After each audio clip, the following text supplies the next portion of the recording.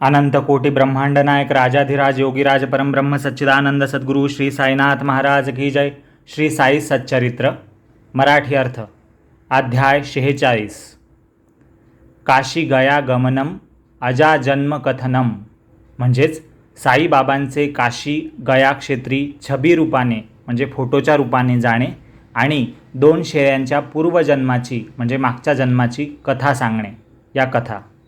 श्री गणेशाला नमस्कार असो, श्री सरस्वती देवीला नमस्कार असो, श्री गुरु महाराजांना नमस्कार असो, श्री कुलदेवतेला नमस्कार असो, श्री सीता व श्री रामचंद्र यांना नमस्कार असो, श्री सद्गुरू साईनाथांना नमस्कार असो.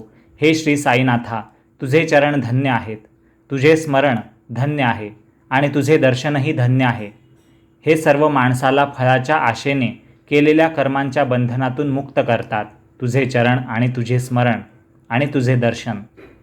तुझे स्वरूप जरी सध्या अदृश्य असले तरी श्रद्धा आणि प्रेमपूर्वक भक्ती मनापासून केली असता समाधीतील तुझे स्वरूप जागृत होते. भक्तांना याचा अनुभव अजूनही येतो. तू दोरी इतकी बारीक धरतोस की पाहू म्हटली तरी कोणाला ती दिसू देत नाहीस, परंतु आपल्या भक्तांना मग ते या देशात किंवा परदेशात कोठेही असले तरी त्यांना त्या दोरीने तू खेचून आणतोस. अशा तऱ्हेने आणून त्यांना आपल्या पायांपाशी सोडतोस, प्रेमाने पोटाशी धरतोस आणि आई जशी आपल्या पोराला पोसते त्याप्रमाणे त्यांना तू सहजपणे सांभाळतोस आणि असे काही सूत्र चालवतोस की तू कोठे आहेस हे कोणाला कळत नाही, परंतु परिणाम पाहून तू भक्तांच्या पाठीशी आहेस असे मनाला वाटते. ज्ञानी पंडित आणि शहाणे सुरते अभिमानामुळे संसारारूपी भोवऱ्यात अडकून बसतात, परंतु भोळ्या भाबड्या अज्ञानी अजाण लोकांना तू आपल्या शक्तीने मनसोक्त हालचाल करू देतोस. आतून सर्व खेळ खेळतोस, आपण काहीच करत नाहीस असे दाखवतोस आणि सर्व करून काहीच करत नाहीस असे स्वतःला म्हणवतोस. खरोखर तुझे चरित्र कोणाला कळत नाही, तेव्हा शरीर, वाणी आणि मन तुझ्या पायी अर्पण करूया आणि तोंडाने तुझे सतत नामस्मरण करूया, म्हणजे आमची पापे धुतली जातील. इच्छा करणाऱ्यांची इच्छा पुरवतोस आणि कोणतीच इच्छा न बाळगणाऱ्याला आपले शाश्वत सुखाचे स्थान प्राप्त करून देतोस. तुझे नाव असे सुखकारक आहे आणि भक्तांसाठी अगदी सोपा उपाय आहे साई. त्यामुळे पापांचा नाश होतो. रजोगुण आणि तमोगुण खात्रीने दूर जातात. सत्वगुणाचा क्रमाक्रमाने संग्रह होतो आणि त्यामुळे नैतिक आणि धार्मिक गुणांचा साठा जमतो. अशा प्रकारे धर्मवृत्ती जागृत झाली म्हणजे वैराग्य मागे धावत येते. इंद्रिय सुख भोगण्याची इच्छा नाममात्र शिल्लक राहते आणि आत्मज्ञान तात्काळ प्रगट होते. नित्य अनित्य विचारासह ज्ञान प्राप्त झाले की आत्मस्वरूपाकडे ध्यान लागते. हेच गुरुपदी लीन होणे होय आणि यालाच गुरुला सर्वस्वी अर्पण होणे हे नाव आहे. मन साईचरणी अर्पण झाले याची एकच खूण म्हणजे साधकाची शांतीकडे प्रवृत्ती वळते आणि त्याची भक्ती संपूर्णपणे उल्हसित होते. सप्रेम गुरुभक्तीलाच धर्म म्हणतात. अवघा तो मीच आहे हे ज्ञानाचे सार आहे. विषयभोगाकडे उदासीनता हेच श्रेष्ठ वैराग्य होय आणि संसाराला उपरम म्हणजे निवृत्ती त्याच ठिकाणी होते. जी अनन्यपणे जीवाभावाने केल्याने शांती, विरक्ती आणि कीर्ती या तीनही जिच्या सर्वदा अधीन असतात म्हणजे आज्ञेमध्ये असतात, अशा भक्तीचा महिमा धन्य आहे. ज्याची अशी गुरुभक्ती असेल त्याला कसले तरी उणे असेल का? नाही. ज्याची म्हणून तो आपल्या मनात इच्छा करील ते त्याला प्रयत्नाशिवाय लाभेल. अशा त्या भक्तीपाशी ब्रह्मस्थिती ती जणू काय लग्नात आंधण म्हणून दिलेली दासीच असतील. तसेच तेथे मोक्षाला कोणीच विचारणार नाही आणि तीर्थे तर पायाशी लागतील. मागच्या अध्यायात दीक्षितांच्या भागवत वाचनाचे, 9 योग्यांच्या म्हणजेच नवनाथांच्या भक्तीचे आणि साईंच्या चरणदर्शनाचे वर्णन केले. तसेच पाखाडे आडनाव असलेल्या आनंदरावांच्या स्वप्नाचे कौतुक आणि साईबाबांच्या भक्तीचा महिमा मागील अध्यायात 45व्या अध्यायात कथन केला. साईबाबा ज्याला पदरात घेतात तो घरी असो की दूर भूखंडाच्या पलीकडे असो, त्याच्याजवळ 8ही प्रहर म्हणजे 24 तास श्री साई निसंशयपणे राहत असतात. भक्त जेथे जेथे जाईल तेथे तेथे कोणत्याही ठिकाणी जाऊन ते उभे राहतात साई आणि अकल्पितपणे त्याला दर्शन देतात. या अर्थाची नवलपूर्ण कथा तुम्हा श्रोत्यांसाठी मी सांगतो. ते ऐकून तुम्हाला आश्चर्य वाटेल आणि मनाला आनंद होईल. त्यातील साईंच्या मुखाचे शब्द कानांनी भावपूर्ण ऐकले तर समाधीचे सुख मागे फिरेल आणि चांगल्या मनोवृत्तीचा भक्त स्वानंदाने प्रफुल्लित होईल. जिच्यात पदोपदी चमत्कार भरलेले आहेत अशी ही गोड कथा ऐकून श्रोता आपणा स्वतःला विसरेल आणि त्याचे हृदय अत्यंत गहिवरून येईल. काकासाहेब दीक्षितांचा ज्येष्ठ पुत्र बाबू याची नागपूर येथे मुंज करण्याचे ठरले. तसेच नानासाहेब चांदोरकर यांच्या ज्येष्ठ पुत्राच्या लग्नाचा विचार होऊन ग्वाल्हेर शहरी जाणे आले. बाबू याची मुंज झाल्यावर लग्नासाठी ग्वाल्हेरला जाण्यास काकासाहेबांच्या कार्यामुळे उशीर होऊ नये, म्हणजे काकासाहेबांच्या बाबू नावाच्या मुलाची मुंज यामुळे लग्नाला जायला, नानासाहेब चांदोरकरांच्या मुलाच्या लग्नाला जायला, ग्वाल्हेरला जायला उशीर होऊ नये असे नानांच्या मनात होते. नागपुराहून काकासाहेबांनी लग्नासाठी स्वस्थचित्ताने यावे अशा तऱ्हेने दोघांच्याही सोयीचा चांगला मुहूर्त नानांनी धरला. नंतर ते भक्तांचे मुकुटमणी नानासाहेब लग्नाच्या आमंत्रणासाठी साईंचे दर्शन घेण्याला मोठ्या उत्साहाने शिर्डीला येऊन पोहोचले. काकासाहेब दीक्षित तेथेच होते, ज्यांच्या मुलाची मुंज होती नागपुरात. नानासाहेबांनी मशिदीत जाऊन हात जोडून बाबांना मुलाच्या लग्नाचे आमंत्रण दिले, जे ग्वाल्हेरला आहे. त्यावर बाबा बरे म्हणाले आणि लग्नाला बरोबर श्यामाला घेऊन जा, म्हणजे माधवरावाला घेऊन जा, असंही साईंनी काकासाहेबांना सांगितलं. पुढे 2 दिवसांनी काकासाहेबांनी विचारले आणि बाबांना मुंजीचे आमंत्रण गेले. म्हणजे काकासाहेबांनी पण मुंजीला या नागपूरला असं साईंना विनंती केली. त्यांनाही बाबा तसंच म्हणाले. जसं नानासाहेबांना त्यांच्या मुलाच्या लग्नासाठी ग्वाल्हेरला येऊ असं साईंनी म्हणलं, तसंच तुमच्या मुलाच्या मुंजीसाठी नागपूरला येऊ असं काकासाहेबांना साई 2 दिवसांनी आमंत्रण दिल्यानंतर म्हणाले. दोघांनाही मी येतो असं साई म्हणाले. त्यांनाही बाबा तसेच म्हणाले आणि श्यामाला बरोबर घेऊन जा असं म्हणाले. काकासाहेबांनी बाबांना स्वतः येण्याचा आग्रह केला. त्यावर बाबांनी लगेच उत्तर दिले की काशी प्रयाग करुनी सत्वर, श्याम्याचेही येतो अगोदर, मज काय उशीर यावया.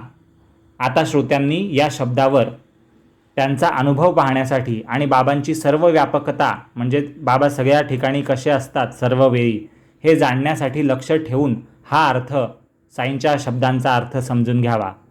काशी प्रयाग करुनी सत्वर, श्याम्याचेही येतो अगोदर, मज काय उशीर यावया.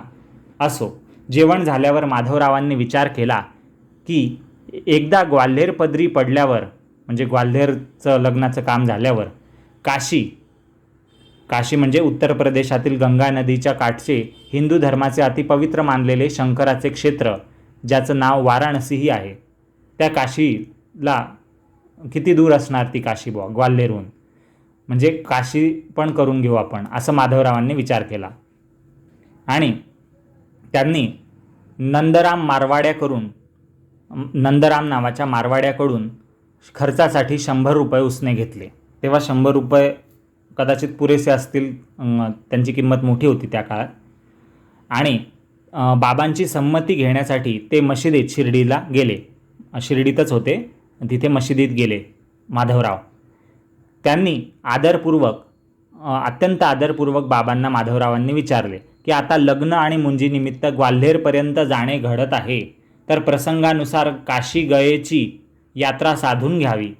म्हणजे ग्वाल्हेरला चाललोच आहे तर काशी आणि गया इथेही जावं असं मनाला वाटतं. गया हे बिहार राज्यातील गंगेच्या काठचे पुण्यक्षेत्र आहे, जेथे पितरांचे अक्षय असे श्राद्ध केले जाते. तरी देवा, म्हणजे हे साईनाथा, मी पाया पडून विचारतो की ही काशी आणि गया यात्रा करून येऊ का. बाबांनी माधवरावांना जाण्याला आनंदाने आज्ञा दिली आणि वर आणखी म्हणाले की अनुचित असे तरी तू कुठे विचारतो आहेस, प्रयत्नाशिवाय जे सहज घडते ते निश्चयपूर्वक न चुकवता साधावे. म्हणजे जे जे शक्य असेल ते ते नक्की करावे. आपल्याला जे जे जमू शकेल ते नक्की करावं. तर तू जा यात्रेला, असं साई माधवरावांना म्हणाले. असो अशी आज्ञा झाली आणि माधवरावांनी टांगा केला आणि कोपरगावची वाट धरली. रस्त्यात आप्पा कोत्यांची गाठ पडली. आपल्या नातीला आणावयाला ते चांदवड गावाकडे आप्पा कोते निघाले होते. काशी यात्रेची गोष्ट ऐकून त्यांनी टांग्यातून उडीच टाकली. काशी यात्रेचा प्रवास करण्यासाठी पैसा जरी खिशात नव्हता तरी माधवरावांसारखी सोबत त्यांना चुकवू द्यावीशी वाटेना. कारण की परत कधी जाणं होईल, माधवरावांसारखे भक्त आहेत तर आपण यांच्यासोबतच हे आता चाललेत काशी आणि गयाला, तर आपणही जाऊ असा विचार त्यांच्या मनात आला. इतक्यात माधवरावांनी त्यांना धीर दिला. पण आप्पा कोत्यांना काय उशीर. आलेल्या संधीचा उपयोग करून घेण्यासाठी ते लगेच टांग्यात बसले. आप्पा पाटील तसे सधन होते, परंतु रस्त्यात पैशाचे साधन नव्हते. म्हणजे त्यांच्यासोबत तेवढे पैसे नव्हते. ते होते पैसे असणारेच होते, श्रीमंत, पण आत्ता त्यांच्याकडे तेवढे पैसे नव्हते. म्हणून काशीचे जाणे चुकेल म्हणजे राहून जाईल ही मोठी चिंता आप्पा कोत्यांना होती. वाहत्या गंगेत हात धुवावा. कोणी पुण्यकर्म करत असेल, चांगलं काही काम करत असेल तर आपणही पुण्यकर्म त्याच्यासोबत करून घ्यावं आणि माधवरावांसारखी सोबत साधावी हे आप्पांच्या मनात होते. असो, आप्पांची अडचण जाणून वेळीच त्यांना धीर देऊन माधवरावांनी त्यांना बरोबर नेऊन काशीची यात्रा घडवून दिली. म्हणजे ते दोघंही गेलेत काशीला. पुढे ते दोघे नागपूरला मुंजीच्या काकासाहेबांच्या मुलाच्या मुंजीच्या समारंभाला गेले.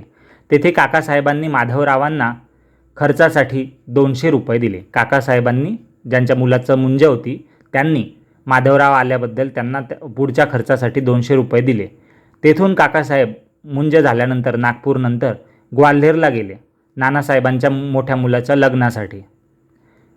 कारण साईंनी सांगितलं होतं की माधवराव नागपूरला येतील मुंजीला आणि तिकडे लग्नाला पण येतील, असं दोन्ही जणांना सांगितलं होतं साईंनी, माधवराव येतील म्हणून. मग तसे माधवराव ग्वाल्हेरला गेले. तेथून ते ग्वाल्हेरला तिथल्या लग्न समारंभासाठी गेले. त्या प्रसंगी नानासाहेबांनी म्हणजे ज्यांच्या मुलाचं लग्न होतं ग्वाल्हेरला, त्यांनी माधवरावांना आणखी 100 रुपये दिले. नानासाहेबांचे व्याही म्हणजे नानासाहेबांच्या मुलाच्या होणाऱ्या बायकोचे वडील म्हणजे मुलाचे सासरे जे श्रीमंत जठार होते, त्यांनीही 100 रुपये माधवरावांना दिले. तेव्हा 100 रुपये मोठी गोष्ट होती. म्हणजे आजच्या हजारो लाखोच्या गोष्टींमध्ये आपण त्यांना त्या 100 रुपयांना मानू शकतो. अशा प्रकारे नानांच्या गुरुबंधूजवळ म्हणजेच नानासाहेबांचे गुरु साई आहेत आणि माधवरावांचेही गुरु साई आहेत. म्हणजे नानासाहेबांचे हे भाऊ आहेत, गुरुबंधू म्हणतात. म्हणजे दोघांचा गुरु एक असेल तर त्या दोघांना गुरुबंधू किंवा गुरुभगिनी असं मानलं जातं. तर गुरुबंधूजवळ म्हणजेच माधवरावांजवळ प्रेमपूर्वक दिलेला संग्रह जमला.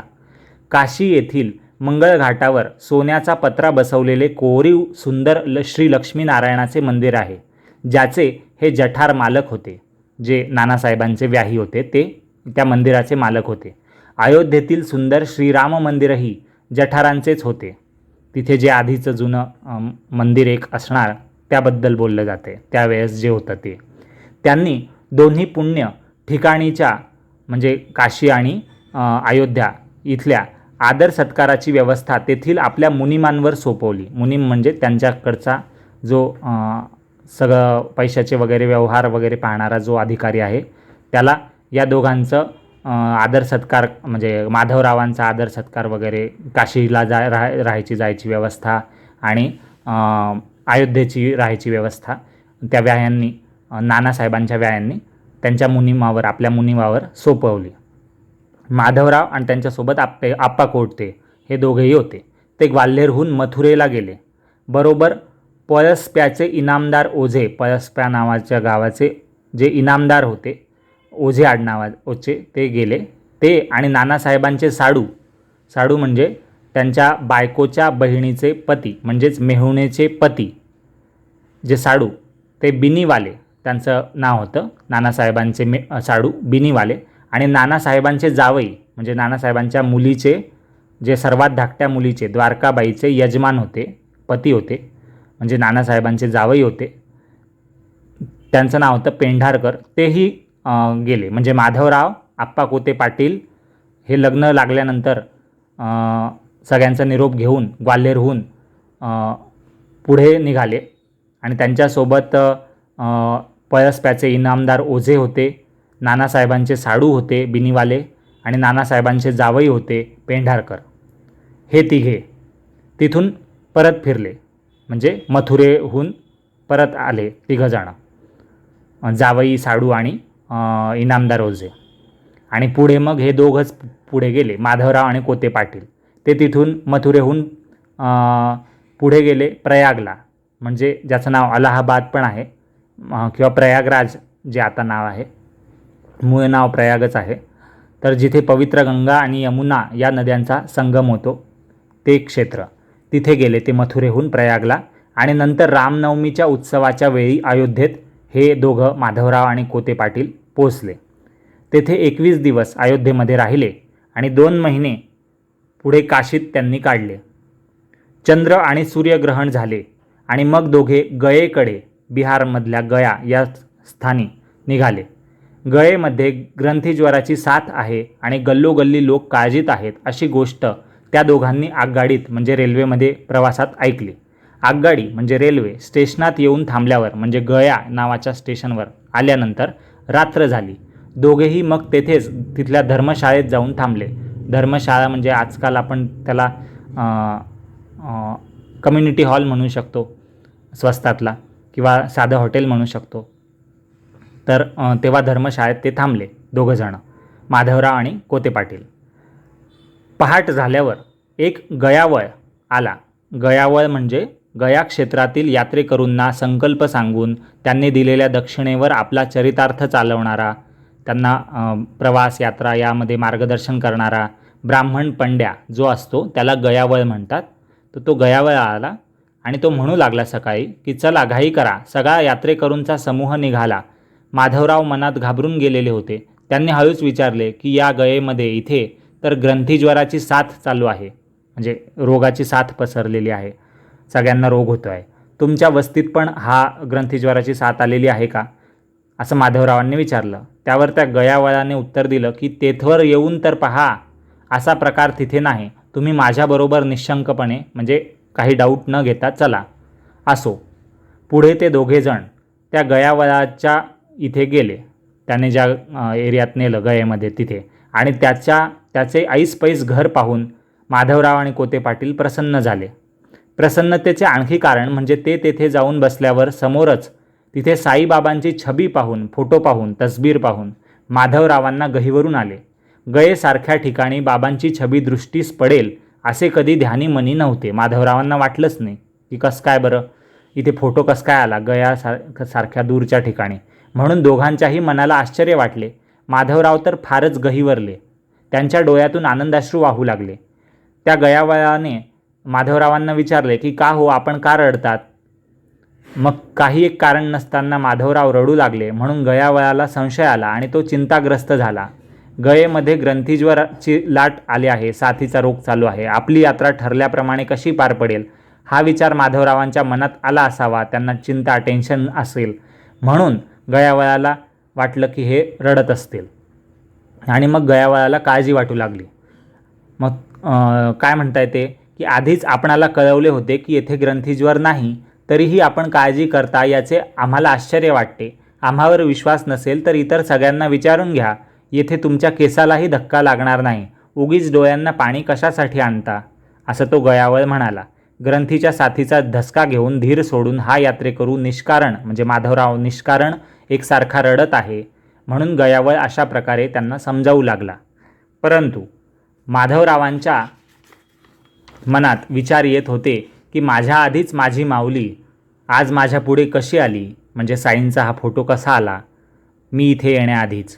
काशी प्रयाग करुनी सत्वर श्याम्याचेही येतो अगोदर, असे जे बाबांचे पूर्वीचे उद्गार होते, बाबा आधी म्हणाले होते आमंत्रण स्वीकारताना नानासाहेबांकडून, त्याचाच हा प्रत्यक्ष अनुभव का, असं माधवरावांना वाटलं.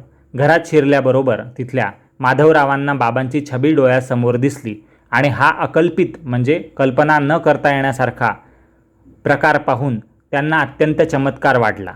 गळ्यात प्रेमाचा गहिवर दाटून आला आणि डोळ्यात आनंदाश्रूंचा पूर वाहू लागला. सर्वांगावर रोमांच उभे राहिले आणि माधवरावांना घामाचा पाझर फुटला. माधवरावांची अशी स्थिती झाली, परंतु गयावयाच्या मनात वेगळेच होते. ग्रंथीज्वराची भीती पडली म्हणून हा उलट रडत आहे माधवराव, असे त्या गयावयाला खरोखरीच वाटले. अशी ही घटना झाली. श्याम्यालाच पुढे चौकशी करण्याची इच्छा होऊन त्यांनी गयावयाला प्रश्न केला, ही छबी म्हणजे हा साईंचा फोटो, ही छबी तुम्हाला कशी मिळाली, असं श्याम्या म्हणजे माधवराव विचारतायत त्या गयावयाला, ज्याच्या घरी त्यांनी तो फोटो पाहिला. ते आम्हाला सविस्तरपणे सांगा, असं माधवरावांनी विचारलं. तेव्हा 12 वर्षांपूर्वी घडलेली हकीकत आणि झालेला चमत्कार तो गयावळ माधवरावांना सांगू लागला. तो आता ऐका. एक नाही 200-300 गयावळाचे पगारदार नोकर मनमाड आणि पुणतांबे स्टेशनांवर यात्रेकरूंची सविस्तर नोंद करत असतात. रजिस्ट्रेशन यात्रेकरूंची सोय लावण्याचा गयावळाचा नित्यधंदा होता. असे चालले असताना एकदा गयावळ शिर्डीत गेला होता. साई समर्थ, ते 12 वर्षांपूर्वीची गोष्ट सांगतोय तो, साई समर्थ मोठे संत आहेत अशी गोष्ट त्या गयावळाने ऐकली आणि त्यांच्या दर्शनाने पावन व्हावे असा त्याने बेत केला, म्हणजे निर्णय केला. साईबाबांचे दर्शन त्याने घेतले शिर्डीत, पायांना नमस्कार केला आणि त्यांची छबी प्राप्त करण्याची त्याला इच्छाही निर्माण झाली. माधवरावांपाशी भिंतीवर टांगलेली एक छबी होती. गयावळ ती मागू लागला म्हणून बाबांना विचारून त्यांनी ती छबी दिली माधवरावांनी. तीच की ती छबी, आपली छबी, तोच तो गयावळ जो 12 वर्षापूर्वी भेटला आणि त्याला आपणच ही छबी दिली, हा फोटो दिला आणि हाच तो फोटो आहे आणि हाच तो गयावळ आहे 12 वर्षांपूर्वीचा, हे माधवरावांना आता आठवलं. तेथेच बाबांनी मला कसं पाठवलं त्याच गयावळाच्या घरी आणि इतक्या दीर्घकाळानंतर मला पुन्हा त्या फोटोपाशी कसं भेटवलं. वस्तुतः पाहू जाता 12 वर्षांमागील वार्ता कधी कशासाठी कोणी आठवू जाता आठवेल का, म्हणजे 12 वर्षापूर्वीची अशी साधारण घटना कसं काय आठवेल कोणाला. फोटो देणाऱ्याला नाही आठवणार, कारण की त्याच्यासाठी हे नेहमीचं काम होतं. तो कोणत्या ना कोणत्या भक्ताला काही ना काही साईंचा आशीर्वाद म्हणून देत असणार. तसं माधवरावांनी दिलं. त्यांना नाही लक्षात राहिलं कारण खूप भक्त येतात, पण या गयावळाला ते लक्षात होतं आणि तेच त्याने सांगितलं. परंतु बाबांची लीला आगाध आहे.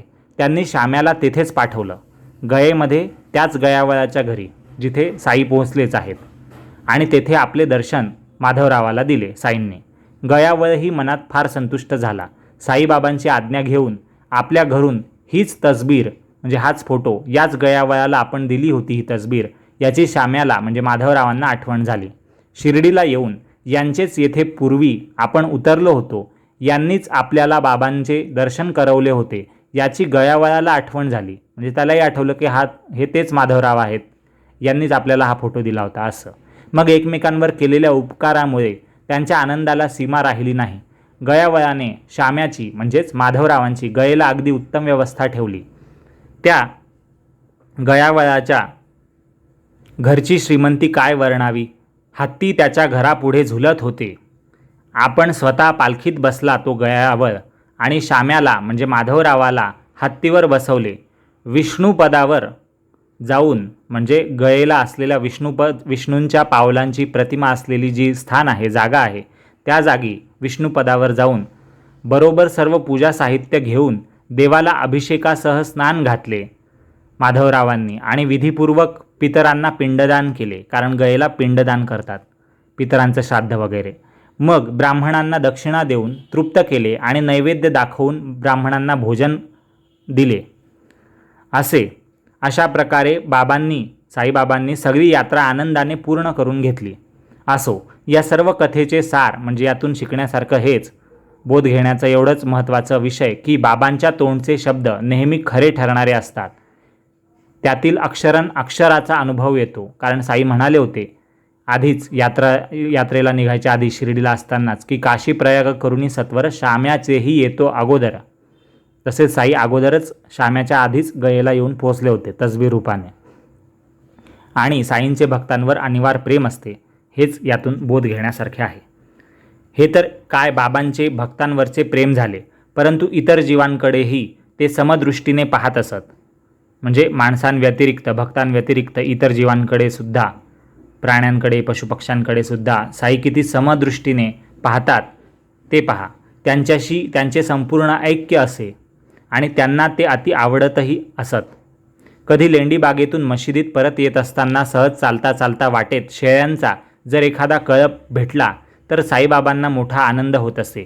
मग त्या सगळ्या कळपावरून, म्हणजे त्या मेंढ्यांच्या, बकऱ्यांच्या, शेळ्यांच्या समूहामधून, त्या कळपावरून अमृतासारखी आपली दृष्टी फिरवून, म्हणजे नजर फिरवून, त्यातून 1-2 शेळ्या साईबाबा निवडून काढत, त्यांचा मालक जी किंमत मागेल ती त्याला देऊन टाकत आणि खरीदलेल्या, म्हणजे विकत घेतलेल्या त्या शेळ्यांना कोंडाजी नावाच्या भक्ताजवळ ठेवून देत. अशी ही बाबांची पद्धत होती. म्हणजे असं ते बरेचदा करत होते.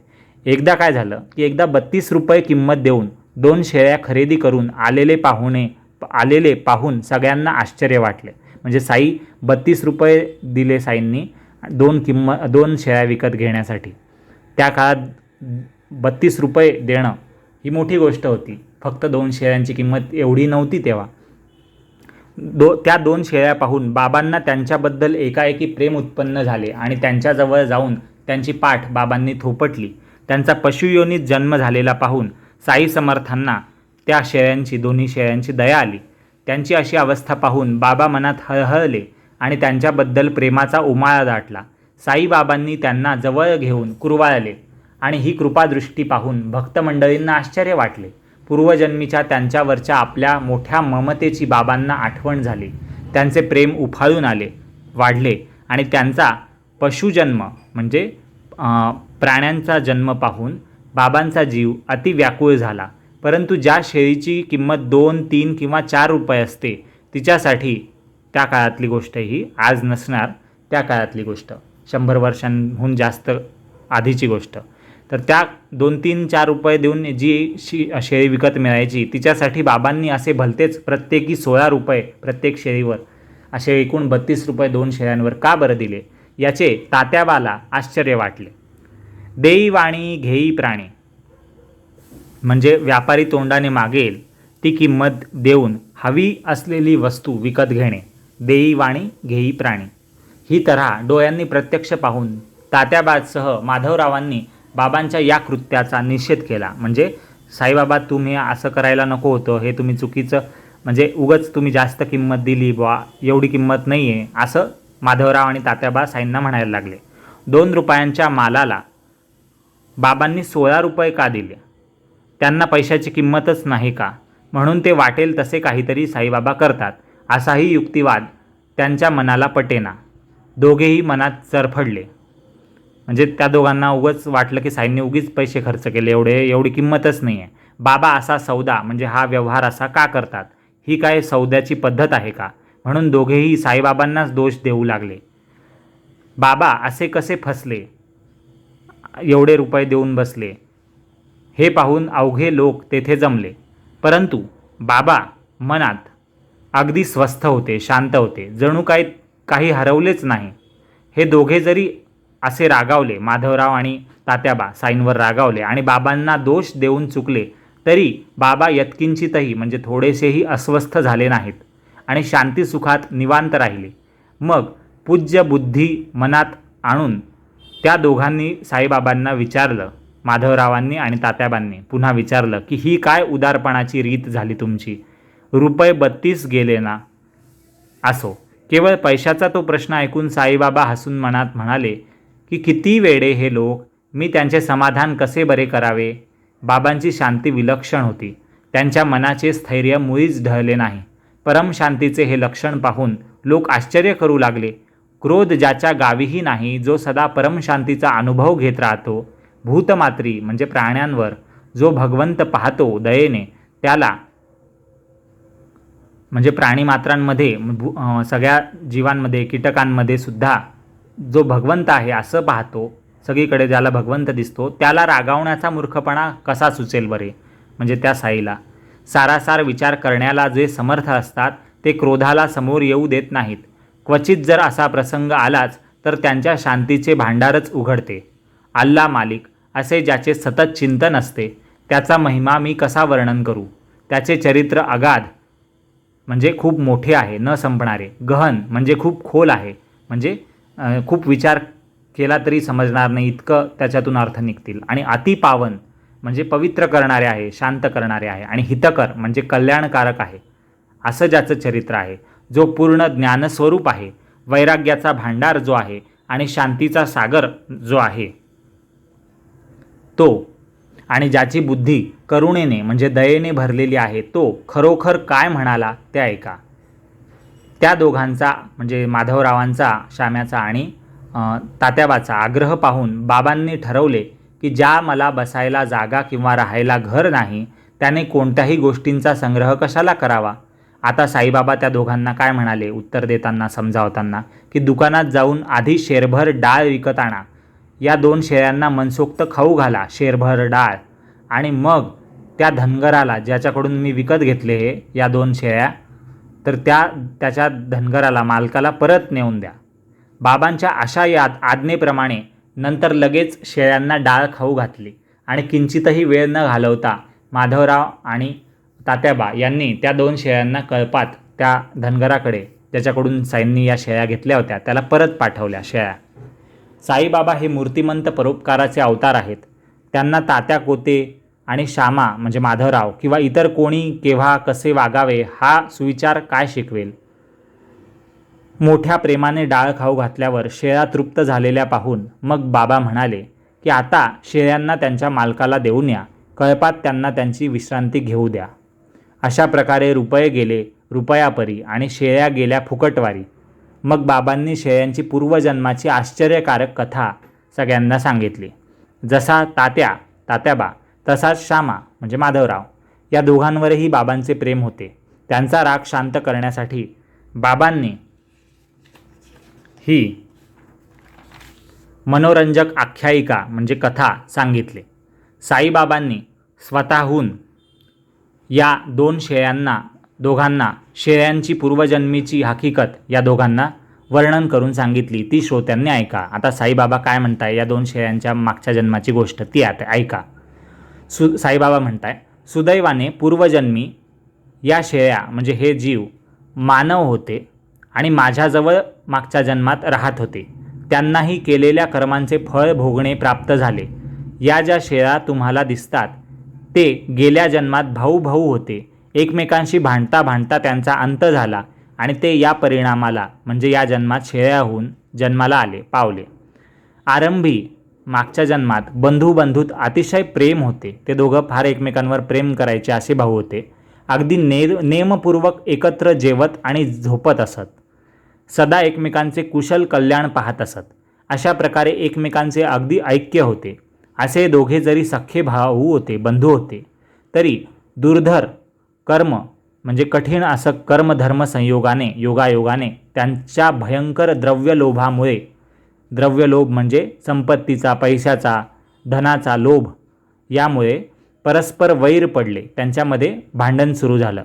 त्यांच्यापैकी थोरला मोठा भाऊ होता. तो मोठा आळशी होता आणि धाकटा रात्रंदिवस उद्योग म्हणजे कष्ट करणारा होता.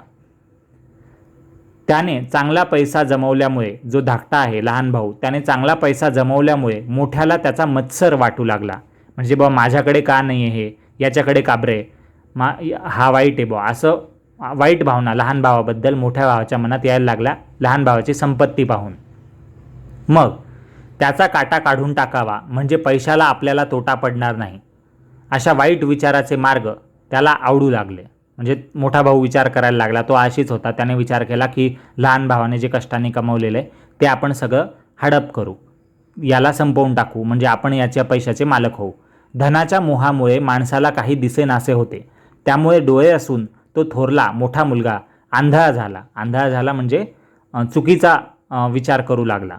बंधुप्रेमाचा संबंध, त्याचं प्रेम वगैरे भावावरचं सगळं विसरला आणि धाकट्याचा घात करण्यासाठी तयार झाला.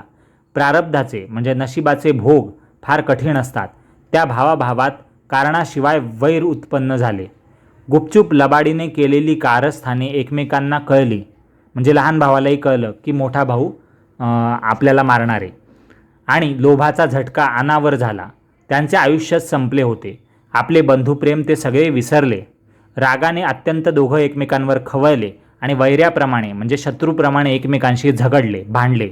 एकाने डोक्यात सोटा हाणून म्हणजे एक लाकडाचा मोठा काठीसारखा दांडका हाणून दुसऱ्याला खाली पाडले आणि दुसऱ्याने एकाएकी कुऱ्हाडीच्या माराने आपल्या दुसऱ्या भावाला मारले. मग छिन्न भिन्न आणि रक्ताने माखलेले ते दोघे मूर्छित पडले म्हणजे बेशुद्ध झाले आणि थोड्याच वेळात त्यांचा प्राण जाऊन ते दोघेही मरण पावले. असा त्यांचा अंत झाल्यावर ते या पशुयोनीत शिरले. त्यांना पाहून त्यांचा सगळा हा वृत्तांत मला आठवला. केलेले कर्म भोगण्यासाठी ते शेळीच्या जन्माला आले. अवचित म्हणजे अचानक आज या कळपात त्यांना पाहून मला त्यांचे प्रेम दाटून आले. म्हणून वाटले की पदरचे पैसे खर्च करून त्यांना आराम द्यावा. परंतु तुमच्या निमित्ताने त्यांच्यापुढे त्यांचे कर्म बरोबर आडवे आले. माधवराव आणि तात्याबा, तुमच्या निमित्ताने तुम्ही विरोध केल्यामुळे त्यांचं कर्म त्यांना आडवं आलं आणि माझ्या पोटी शेळ्यांसाठी दया होती. परंतु तुमच्या आग्रहापायी मीही शेवटी त्यांना त्यांच्या या जन्मातल्या मालकाकडे म्हणजे धनगराकडे परत पाठवण्यास तयार झालो. असं साईबाबा म्हणाले. येथे ही कथा संपली. श्रोत्यांनी मला क्षमा करावी.